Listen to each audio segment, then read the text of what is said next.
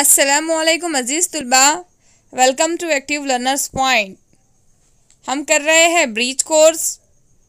ये क्लास है जमात पंजुम के लिए और हम पढ़ने वाले हैं मज़मून रियाजी। अज़ीज़ तुलबा, आज है ब्रीच कोर्स का 8वां दिन और हम पढ़ने वाले हैं आदात पर अमल।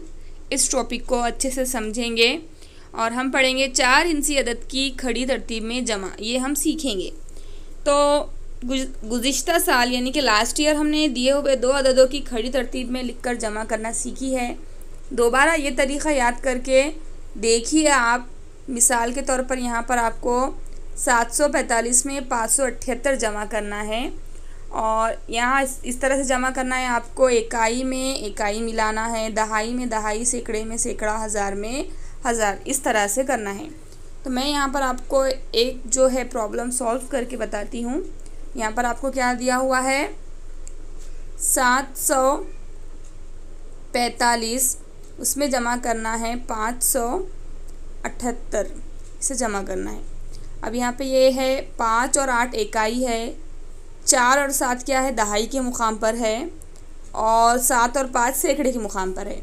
तो इकाई और इकाई को जमा करेंगे, यानी कि 8 में 5 जमा करें तो कितने होंगे, आप दिल में कीजिए, 13।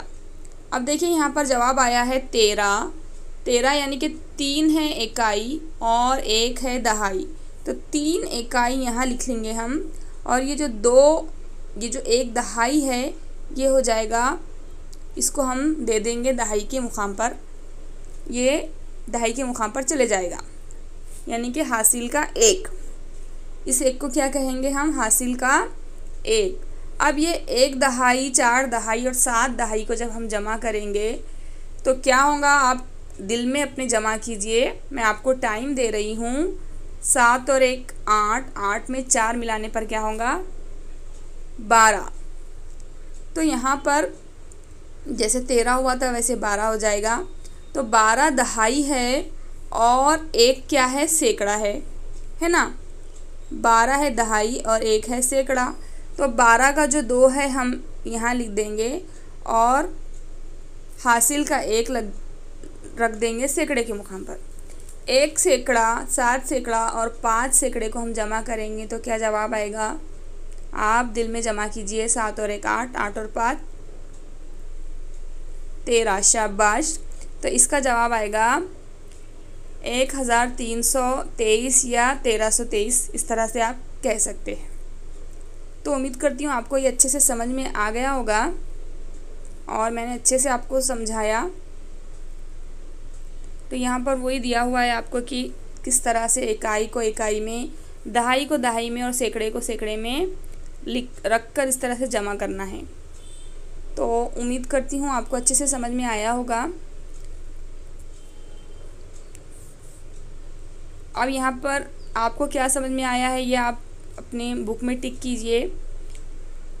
दिए हुए आदात को खड़ी तरतीब में लिखता हूँ तो खड़ी तरतीब में लिखना आपको आता है क्या, इकाई दहाई सैकड़ा, इस लिहाज से मुनासिब चौकोन में अदद लिखता हूँ। मैं इकाई में इकाई, दहाई में दहाई और सैकड़े में सैकड़ा और हज़ार में हज़ार मिलाता हूँ। मैं जमा करते वक्त हासिल वाला अदद भी मिलाता हूँ। जैसे कि हमने हासिल का 1 जो दिया था वो जमा करते वक्त मिलाना है। मैं रोज़मर्रा की ज़िंदगी में जमा का इस्तेमाल करता हूँ। तो सबसे इम्पॉर्टेंट ये पॉइंट है कि रोज़मर्रा की ज़िंदगी में आप इसका इस्तेमाल करें तो आप अच्छे से प्रैक्टिस कर पाएंगे और अच्छे से आप जमा कर सकेंगे। तो बच्चों उम्मीद करती हूँ आप बहुत अच्छे से कर रहे होंगे। हम मिलेंगे अगले दिन अगले लेसन के साथ। अगर आप नए हैं चैनल पर तो प्लीज़ हमें सपोर्ट कीजिए, इसे सब्सक्राइब कीजिए ताकि हमें मोटिवेशन मिले और हम अच्छे से वीडियो बना सके। तो इसे प्लीज़ सब्सक्राइब कर दीजिए, बिल्कुल फ्री है, आपको किसी किस्म के कोई पैसे नहीं लगते हैं। हमें थोड़ा सा मोटिवेशन मिलता है और हम और अच्छी मेहनत करते हैं इस पर।